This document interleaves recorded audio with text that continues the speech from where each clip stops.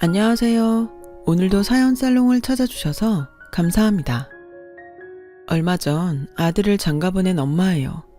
한때 아들의 가슴에 씻을 수 없는 상처를 입혔던 저에게는 이번 아들의 결혼식이 남다른 의미로 다가왔습니다. 과거에 제가 벌였던 과오와 그로 인해 맺어진 인연 때문이었죠. 부모라면 누구나 내 자식만큼은 나보다 나은 삶을 살길 바랄 겁니다. 저 역시 그랬으니까요. 하지만 세상 일이 어디 내 마음대로만 되나요? 그래서 본의 아니게 어미로서 하지 말아야 할 짓을 하고 말았네요. 지금으로부터 15년 전, 저는 남편의 외도로 힘든 시간을 보내야 했어요. 더욱이 용서할 수 없었던 건 남편의 외도 상대가 다름 아닌 제 고향 친구라는 거였어요. 고등학교를 졸업하고 함께 서울의 상경에 동고동락해온 친구는 제게 있어 친자매보다 가까운 사이였고 누구보다 속 얘기를 많이 나눈 친구예요. 그래서 배신감은 이루 말할 수 없었죠. 썩은 가지 잘라내듯 쳐낼 수 있는 대상이 아니라는 게 가장 큰 문제였어요. 함께 해온 시간이 길었던 만큼 제 기억 속엔 친구와의 추억이 가득했거든요. 그러니 기억이 살아있는 한 영원히 고통스러울 수밖에요. 남편이요? 남편한테는 그다지 미련이 없었어요. 신혼 초부터 여자 문제로 말썽을 피워온 인간인지라 애저녁에 마음에서 지웠거든요. 그럼에도 부부의 연을 끊지 못했던 건 하나뿐인 아들 때문이었어요. 내 아들이 부모의 이혼 때문에 남들한테 손가락질 받게 하고 싶지 않았거든요. 그런데 그 마지막 신념마저 무너지게 한 사건이 벌어진 거예요. 바로 제 아들의 한마디 때문이었죠. 제발 내 탓 좀 하지 마. 지긋지긋해. 나 때문에 참고 산다고? 웃기시네. 엄만 그저 혼자 살 용기가 없었던 거야. 그러니까 내 핑계 좀 대지 말라고. 그 말을 듣는 순간 저는 망치로 머리를 3개 얻어맞은 것처럼 정신이 멍했어요. 지도 남자라고 아빠 편을 드는 꼴을 보니 억장이 무너지더라고요. 애비고 자식이고 꼴도 보기 싫었어요. 이 인간들과 더는 한 공간에 머물기 싫을 정도로요. 그래서 결심을 하게 된 거예요. 집을 나오기로요. 저리 싫으면 중이 나와야지 어쩌겠어요. 어디 나 없이 니들끼리 잘 살아봐라 하는 심정이었죠. 홧김에 짐을 싸들고 집을 나오긴 했는데 막상 나와보니 갈 곳이 없더라고요. 당연하죠. 지금껏 집안 살림만 하고 살아온 제가 갈 곳이 어딨겠어요. 제일 친한 동물하고 하나 있는 건 철천지 원수가 돼버린 마당에 말이에요. 그렇다고 친정으로도 갈 수 없었어요. 이날 이때까지 효도도 한번 못하고 그렇게 산 주제에 40줄에 들어 남편과 자식 버리고 집 나왔다는 말을 어떻게 해요? 알르니 죽지. 막막한 심정에 정처 없이 길을 걸으며 한참을 울었어요. 살면서 남의 가슴에 못 박은 적도 없고 남보다 더 갖겠다고 악다구니를 써본 적도 없는데 왜 나한테 이런 시련이 닥친 건지 억장이 무너지더군요. 그렇게 몇 시간을 걸었나 몰라요. 날은 저물고 갈 곳 없는 발걸음은 제 가방보다 더 무거웠어요. 그래, 몸내일 곳이나 찾자 했는데 맙소사, 여관비가 3만 원이나 하지 뭐예요. 그땐 제가 세상 물정도 모르던 때라 여관비 3만 원이 크게 느껴졌어요. 그래서 입술만 달싹이고 있었는데 여관 주인은 방 달라는 말도 않고 서 있는 제가 한심해 보였는지 한숨을 쉬며 손가락으로 길 건너 찜질방을 가리키더군요. 정 안 내키면 여기서 이러지 말고 길 건너 찜질방이나 가봐요. 거긴 7,000원이면 될 거요. 참, 3만 원도 손 떨려 못 쓰는 인사가 무슨 주변머니로 집은 나왔나 몰라? 비꼬는 듯한 여관 주인의 말투에 그동안 억누르고 살았던 분노가 순식간에 터져나왔어요. 아줌마가 뭘 한다고 그래요? 내가 집을 나오든 말든 아줌마가 무슨 상관이냐고요. 3만 원이요? 그깟 돈이라면 나도 있어요. 그러니까 함부로 말하지 마세요. 이젠 상전처럼 받들고 살 남편도 없고 내 등골 빼먹고 살 아들도 없으니까 그깟 돈 좀 쓴다고 무슨 대수겠어요? 나도 이젠 나한테 돈 써가며 살 거라고요. 그러니까 무시하지 말아요. 서슬퍼런 제 말에 여관 주인은 더 이상 아무 말도 하지 않았어요. 그리고는 안 됐다는 듯 쳐다보더라고요. 그 눈빛에 더 화가 났어요. 나를 동정하는 듯한 눈빛에 자존심이 상했거든요. 서글펐어요. 내가 뭘 잘못했다고 처음 본 사람한테 이런 동정을 받아야 하나 싶었거든요. 친구 부인이랑 바람난 남편놈이나 친구 남편이랑 노란한 친구년이나 그런데도 지 아빠 편을 드는 아들이나 다 꼴보기 싫었어요. 그런데 그보다 더 싫은 건 바로 저였죠. 이런 와중에도 돈 3만 원에 벌벌 떠는 제 자신 말이에요. 그래서 분풀이하듯 소리쳤어요. 여기 3만 원 있어요. 방 주세요. 씩씩거리며 지갑에서 10,000원짜리 3장을 꺼내 내밀었더니 아주머니가 애처로운 눈으로 저를 보더라고요. 그리고는 방 열쇠를 내주었어요. 그렇게 저는 싸구려 여관방에서 무려 열흘이나 보내게 되었어요. 그러던 어느 날이었죠. 여관 주인이 제 방으로 찾아왔더라고요. 무슨 사정이 있는지는 내 모르겠지만 어지간하면 집에 들어가요. 남편이랑 자식도 있을 텐데 언제까지 여관방에서 이러고 있을 거야. 나야 돈 벌고 좋지만 그래도 이건 아니지. 그러니 그만 집에 들어가요. 네? 이것도 인연이라고 그간 정이 든 여관 주인은 제 걱정을 해주었어요. 그 마음 때문인지 아니면 그동안 받아본 적 없는 위로 때문인지 저는 제 상황을 털어놓게 되었죠. 그러자 주인 여자는 자기 일처럼 광분하더니 며칠 뒤 제게 일자리를 알선해 주었어요. 그깟 논팽이 있고 자기 힘으로 벌어서 신나게 쓰고 살라고요. 여자는 자기 몸 건사할 돈만 있으면 혼자 사는 게 이득이야. 미쳤어? 바람난 남편에 싹퉁머리 없는 아들 뒤치다꺼리하며 살게. 일단은 먹고 잘 곳이 필요하니까 입주 가능한 곳으로 들어가는 게 좋을 거야. 그동안 살림만 하고 살았으니 남의 집 살림도 할 수 있을 거 아냐. 여관 주인 소개로 간 곳은 중소기업을 운영하는 사장님 집이었어요. 그곳에서 저는 입주 가정부로 일하게 되었는데 주인집 내외가 인품도 좋고 일도 힘들지 않아서 지낼만 하더라고요. 그 집에서 한 3년 정도 일했을까요? 어느 날 집으로 남편이 찾아왔더군요. 여보, 내가 죽을 죄를 지었어. 그러니 이제 그만 화 풀고 집에 갑시다. 내가 용서해달라는 말은 안 할게. 하지만 우리 영민이 생각은 해야지. 그게 요즘 통 마음을 못 잡고 살아. 흥신소를 통해 제가 있는 곳을 알게 된 남편은 울먹이며 제게 사과를 하더군요. 하지만 이미 마음에서 멀어진 남편의 사과는 그리 제 마음에 닿지 않았어요. 하지만 내 배로 나온 자식놈은 못내 사무치도록 그립더군요. 그래서 아들놈 근황을 물었더니 글쎄, 당신 나가고 마음을 못 잡더니 얼마 전엔 누구랑 싸웠나 얼굴이 엉망이 돼서 왔지 뭐야. 게다가 눈을 심하게 다쳐서 하마터면 실명할 뻔했다고. 그 말에 정신이 번쩍 들었어요. 그래서 그 길로 남편과 함께 집으로 달려가 3년 만에 아들을 만났어요.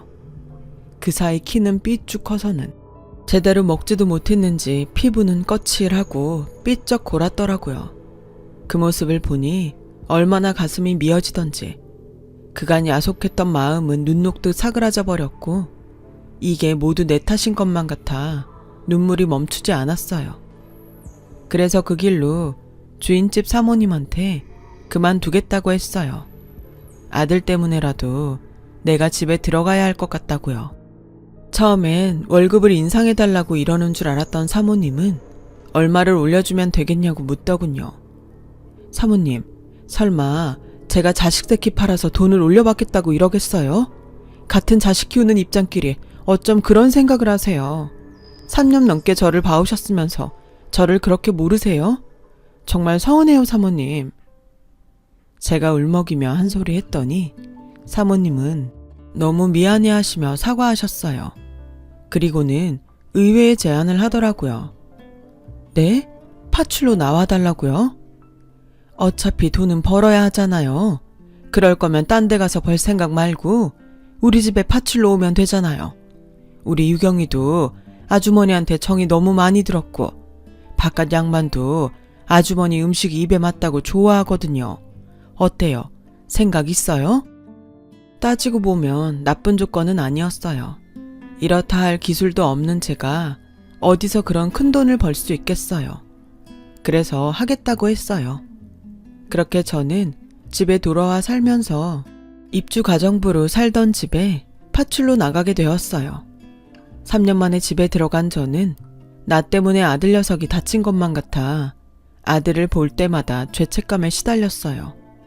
혹여 우리 애가 삐뚤어지기라도 한다면 그건 모두 내 탓이라고 생각했죠. 다행히 그 후로 아들은 예전의 모습으로 돌아가 착실히 학교 생활을 해 나갔어요. 그게 어찌나 고맙던지 몰라요. 그 후 아들은 그동안 떨어졌던 성적을 만회하느라 누구보다 열심히 공부를 했어요. 그리고 그 노력은 결코 헛되지 않았죠. 서울에 있는 4년대 대학에 장학금을 받고 들어갔거든요. 없는 살림에도 열심히 해준 아들이 자랑스러운 나머지 눈물이 다 나더군요. 아들 때문에 집으로 돌아오긴 했지만 남편과는 여전히 냉랭한 사이였어요. 물론 남편은 저와 잘 지내보려고 무진장 노력을 하긴 했지만 제가 완강히 거부하자 곧 제 풀에 꺾이더군요. 그러거나 말거나였죠. 이런 내막을 모르는 시집 식구들은 제가 남편 알기를 우습게 한다며 불만이 이만저만이 아니었어요. 특히 시어머니가요. 넌 뭐가 그렇게 잘나서 네 남편을 그렇게 쥐잡듯 잡고 사니? 니네 친정부모가 그러라고 가르치디? 아무리 보고 배운 게 없어도 그렇지 어디 시부모 앞에서까지 남편한테 그따위로 굴어. 네가 소박을 당해봐야 정신을 차리겠니? 소박이요? 그러고 싶으시면 그러세요. 근데 어머님, 지금 저한테 가정교육 운운하실 때가 아닌 것 같은데요? 예전에 아버님이 동네 다방 레지랑 유원지 놀러갔을 때 어머님이 아버님께 어떻게 하셨어요? 똥바가지 퍼부었던 거 기억 안 나세요? 전요, 그보다 더한 상황을 당했지만 그래도 그런 짓은 안 했어요. 제가 가정교육을 잘 받아서 어머님 아들이 무사한 줄이나 아시라고요. 어디 붙어먹을 게 없어서 자기 아내 친구랑 그러고 다닌대요. 제가 그 일을 생각하면 저 인간 똥물에 튀겨 죽여도 시원찮아요. 되지도 않는 시어머니 노릇하려다가 오히려 똥바가지를 뒤집어 쓴 격이 된 시어머니는 그 후로 제게 남편 문제로 타박은 하지 않았어요. 다른 문제로는 좀 했지만요. 하지만 전 그때마다 당신 아들 바람핀 얘기로 어머님 입을 틀어막곤 했어요. 결국 어머님은 당신 아들 잘못 탓에 돌아가시는 날까지 며느리 입을 가장 무서워하셨어요. 제 입장에선 이런 걸 전화위복이라고 해도 될런지 모르겠네요. 남편 또한 지은 죄가 있어서 제 앞에선 큰 소리 한번 못 내고 살았어요. 그렇게 과거와 싸워가는 사이 15년의 세월이 흘렀고 아들 녀석이 결혼하고 싶은 사람이 생겼다며 집으로 여자를 데려오겠다고 하더라고요. 평소에 내 며느리한테는 절대 시집살이 안 시키겠다 마음 먹었던 저는 약속 당일 아침부터 솜씨를 부려가며 음식 준비를 했어요. 다른 건 다 필요 없고 지들끼리 싸우지 않고 금슬 좋게 살면 그 이상 바랄 게 없겠다 생각하면서요. 하지만 며느리감 얼굴을 본 순간 생각이 달라지더라고요. 너 유경이 아니니? 글쎄, 아들 녀석이 데려온 여자가 바로 제가 입주 가정부로 일했던 사장님 댁 고명딸이지 뭐예요. 안 그래도 며느리한테 남의 집살이 한 걸 들킬까봐 노심초사했던 저는 완전 망연자실했지 뭡니까. 그래, 따로 아들을 불러 말했어요. 너 이 결혼 절대 안 된다. 내가 다른 거 안 바란다. 유경이만 아니면 돼. 쟨 절대 안 돼. 하고 많은 여자 중에 왜 하필 쟤니?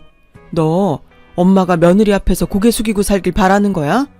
그런 거 아니라면 당장 헤어져. 왜 대답 못해? 엄마 말 안 들을 거야? 엄마, 혹시 유경이네서 가정부 했던 것 때문에 그러는 거야? 그런 거라면 걱정하지 마. 유경인 그런 일로 엄마 힘들게 하래 아니니까. 겪어봤으니 엄마가 더 잘할 거 아냐. 주인집 딸이 하도 착하고 예뻐서 며느리 삼고 싶었다며. 그래놓고 이제 와서 왜 이래? 그건 말이 그렇다는 거지 이놈아. 내가 빤스까지 빨아 입히던 애를 어떻게 며느리로 들여. 그래서야 어디 며느리 앞에서 시어머니 위신이 서겠냐고. 너 그렇게 유경이랑 결혼하고 싶으면 이 엄마 죽은 다음에나 해라 이놈아. 저는 버럭 화를 냈어요. 그 바람에 밖에서 이 소리를 들은 유경이가 베란다로 달려 나왔더라고요. 그리고는 제 손을 붙잡고는 제발 자기 좀 받아달라고 애원했어요. 그 모습이 어찌나 애처롭던지 마음이 짠하더라고요. 이 착하고 여린 것이 닭똥 같은 눈물을 뚝뚝 흘리며 사정하는데 어찌나 마음이 짠하고 안타깝던지 힘들더라고요.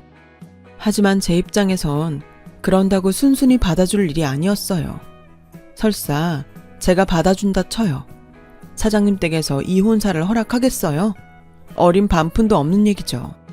내 아들 가슴에 대못이 박힐 게 불보듯 뻔한데 어떻게 허락을 해요?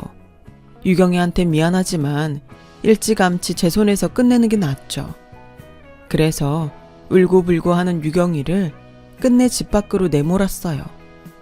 그날 밤 유경이를 집에 데려다주고 온 아들은 제게 많이 서운한지 퉁명스러운 표정으로 그러더군요. 꼭 그렇게까지 해야 했어요? 유경인 엄마가 자기 집에서 일했다고 함부로 할 사람 아니에요. 알고 있어. 내가 나 창피하다고 이러는 줄 아니? 너 때문이야 이거사. 네가 내 아들인 거 알면 그 집에서 이 결혼 하자고 하겠니? 내 자식 가슴에 대못 박힐 게 뻔한데 내가 어떻게 가만히 있어. 차라리 내가 반대해서 못하는 걸로 하는 게 낫지. 그러니까 고집 그만 피워. 네가 뭐래도 이 결혼 절대 안 되는 거니까. 더 이상은 너 상처밖에 안 해. 지금도 너 놓고 혼자 집 나갔던 게 얼마나 가슴에 사무치는지 알아? 네 눈가에 난 그 상처를 볼 때마다 내가 가슴을 친다. 나 때문에 네가 그렇게 된 것 같아서. 다시는 너한테 그런 상처 주기 싫다. 하물며 남이 그러는 건 더 못 봐. 그제야 아들은 시무룩한 표정으로 말없이 자리를 떴어요. 그렇게 스스로 마음을 정리하나 보다 했는데 그게 아니었던 모양이에요. 안싸돈이 전화를 했더라고요. 만나서 얘기 좀 하자고요. 저는 애들 문제라면 그럴 거 없다고 말씀드렸어요. 이쪽에서도 반대하고 있으니 지들이 제 풀에 꺾여 조만간 그만두지 않겠냐고요. 그랬더니 재혁이 어머니, 저는 그 얘기를 하려고 만나 뵙자고 하는 게 아니에요. 자세한 얘기는 직접 만나서 드릴게요. 그렇게 해서 양가 내외는 서울 모처에서 만나게 되었어요.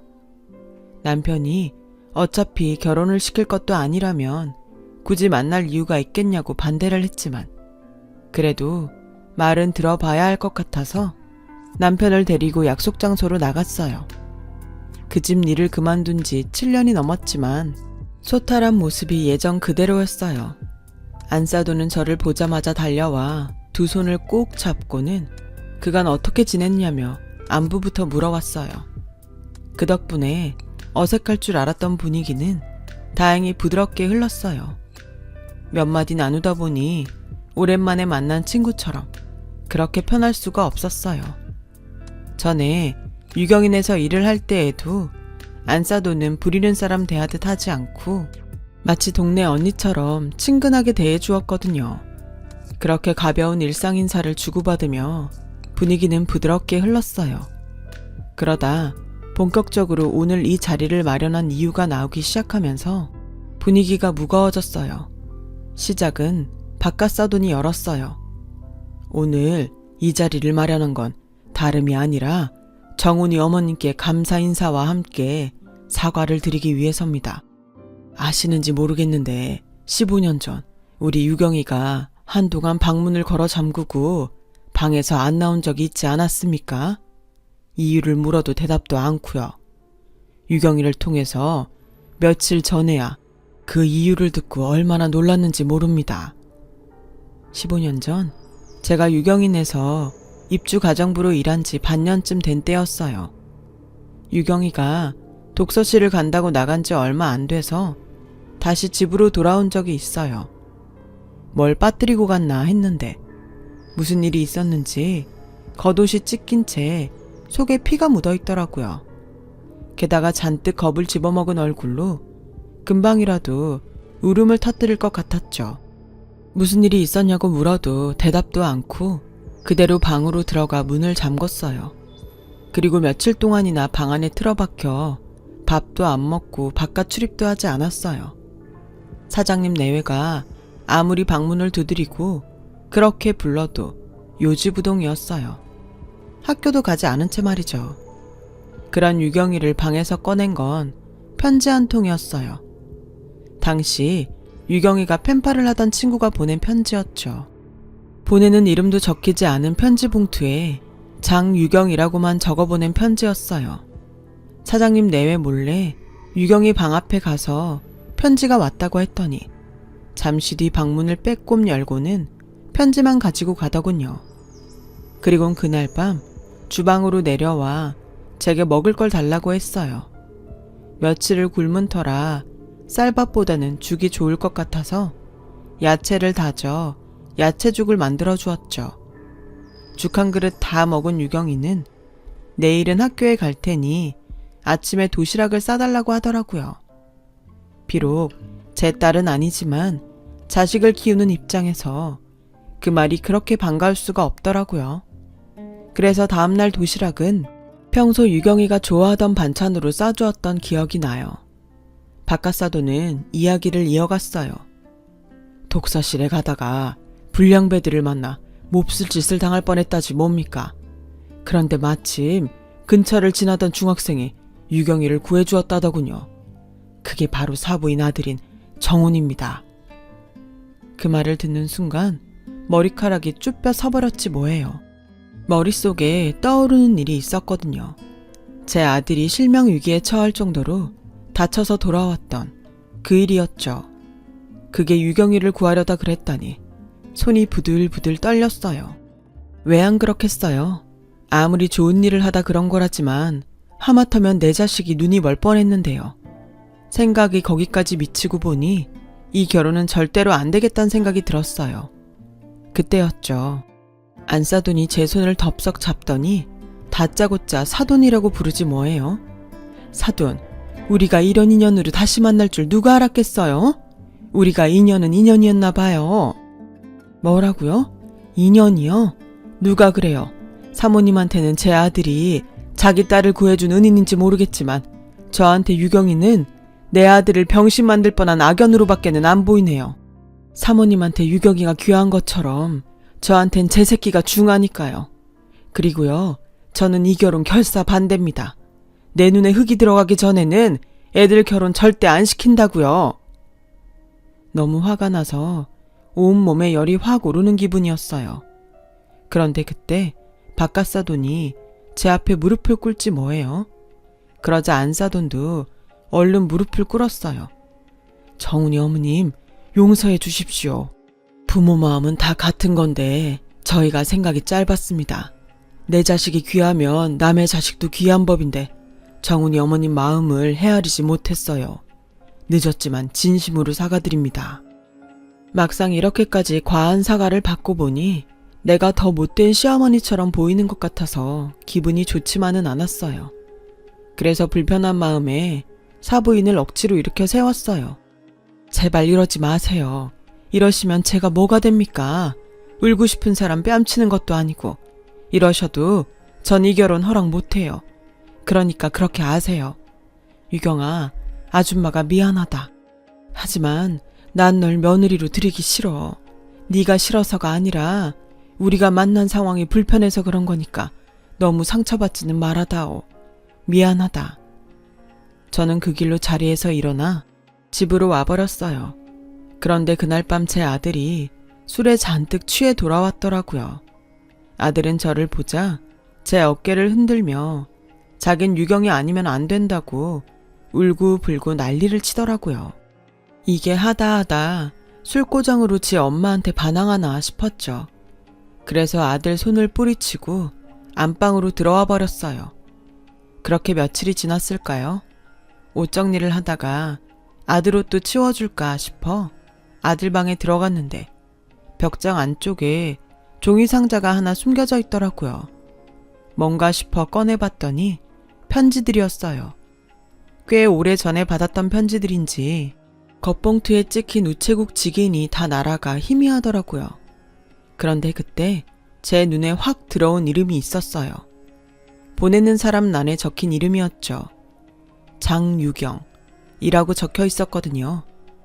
그러면 안 되는 걸 알면서도 떨리는 손으로 수십 통이나 되는 편지를 다 읽어보았어요. 그리고는 바닥에 주저앉아 대성통곡을 하며 울었죠. 편지는 15년 전 유경이가 제 아들한테 보낸 편지였어요. 당시 아들을 버리고 집을 나왔다는 죄책감에 그 또래 애들을 보면 아들 생각에 하루 종일 기분이 우울하곤 했는데 그때마다 유경이한테 제 아들 얘기를 했었거든요. 그 얘기를 귀에 담아들었던 유경이는 저를 통해 들었던 제 아들 학교와 반을 기억해 편지를 보냈던 모양이에요. 편지 내용은 하나같이 아들을 그리워하는 제 마음이 옮겨져 있었어요. 제가 유경이 도시락을 싸며 우리 아들이 제일 좋아하는 반찬이라고 했던 것, 같이 장을 보러 마트에 갔다가 남학생 옷을 보고는 아들 생각에 한참을 그 앞에 머물러 있었던 일과 문득 떠오르는 아들 생각에 눈시울 붉히던 제 모습들이 마치 영화 속 한 장면들처럼 가득 담겨 있었어요.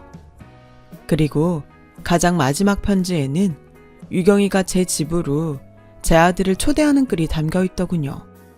엄마한테 마음속으로만 미안해하지 말고 행동으로 보이라면서 집 주소를 적어 보냈더라고요. 그러니까 그날 아들이 그 동네를 찾은 건 유경이 때문이 아니라 나한테 사과하기 위해서였다는 거예요. 결국 내 아들을 위험에 빠뜨린 건 바로 저였어요.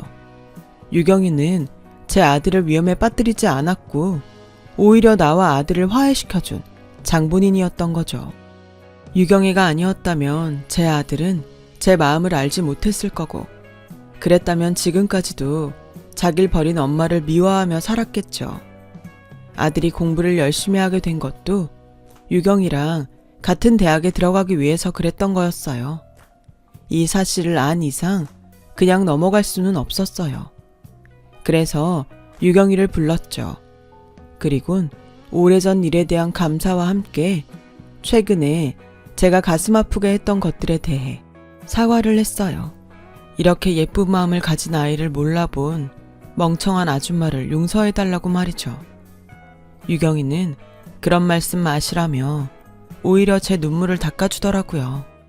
그렇게 우리는 15년에 걸쳐 맺어진 인연으로 고부 사이가 되었어요. 그리고 지금은 세상에서 가장 사이가 좋은 고부를 살고 있답니다. 친구와 남편 때문에 세상의 배신감도 느끼고 그렇게 어느 정도 살아내다 보니 알 만큼은 안다고 생각했는데 사람 인연이라는 것이 이렇게 사람을 치유하고 반성하게 만들 줄은 몰랐습니다. 우리 아들과 며느리한테 항상 고맙고 미안한 마음으로 살아가고 있어요. 여러분의 가정에도 건강과 복이 가득하길 바라며 좋은 인연들과 행복한 가정 이루시길 바랍니다. 제 사연을 마치겠습니다. 여러분, 사연 댓글에 응원과 현명한 조언 부탁드려요. 좋아요와 구독은 저에게 큰 힘이 됩니다. 오늘도 좋은 일 가득하세요.